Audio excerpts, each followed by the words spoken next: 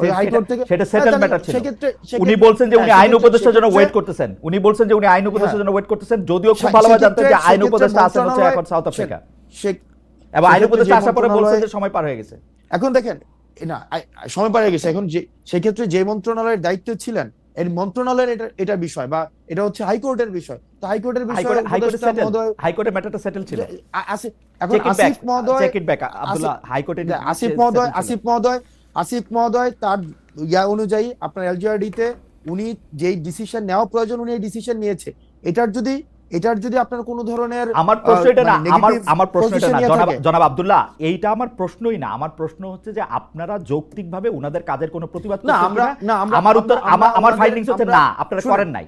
আমরা বিকজ করেন নাই, কারণ হচ্ছে যে আপনারা তাদের বন্ধু, আমরা হচ্ছে এবং এনসিপির জন্য তারা জায়গা খালি রাখতেছে। দেখেন উনারা জুলাই গণ অভ্যুত্থানের প্রতিনিধি হিসেবে সেখানে গিয়েছে, ওনারা এনসিপির কোনো প্রতিনিধি হিসেবে সেখানে যায় নাই। এনসিপি তো জন্ম হয় না, প্রতিনিধি হিসেবে যাবে কেন? না তাহলে অথবা কি বা আমাদের কোনো প্রতিনিধি হিসেবে সেখানে যায় না যে তাদের সাথে আমাদের বন্ধুত্বের সম্পর্ক, এক নম্বর বিষয়। দুই নম্বর বিষয় যেভাবে বলা হচ্ছে যে তাদের জন্য জায়গা খালি করে রাখা হইতেছে, এটা কমপ্লিটলি একটা ভুল ধারণা।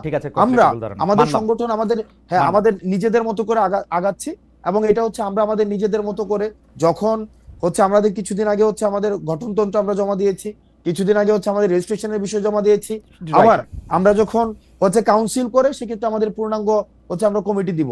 সেক্ষেত্রে এটা কে আসছে কে গেছে কে আসবে না এই সংগঠনে কি ইনক্লুড হবে? ওকে, কাউন্সিলটা কি আপনাদের অতি শীঘ্রই করার কোনো ইচ্ছা আছে, না কাউন্সিলটা আপনারা পরে করবেন? এটার ব্যাপারে কি সিদ্ধান্ত আছে? কাউন্সিল আপনারা কবে করবেন? মানে আমরা ইতিমধ্যে হচ্ছে রেজিস্ট্রেশনের বিষয়টা নিয়ে আমরা এতদিন কাজ করেছিলাম, আপনি জানেন জাস্ট 2 দিন আগে আমরা রেজিস্ট্রেশনের বিষয়টা সম্পন্ন করেছি।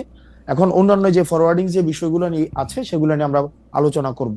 ওকে, তারপরে আমাদের কোনো এক্সিকিউটিভ মিটিং হয়নি। আপনি মানে কাউন্সিলটা কবে হবে সেই ব্যাপারে আপনাদের এখন এক্সিকিউটিভ মিটিং হওয়ার পরে তারপর আপনারা সিদ্ধান্ত নেন, ফের না?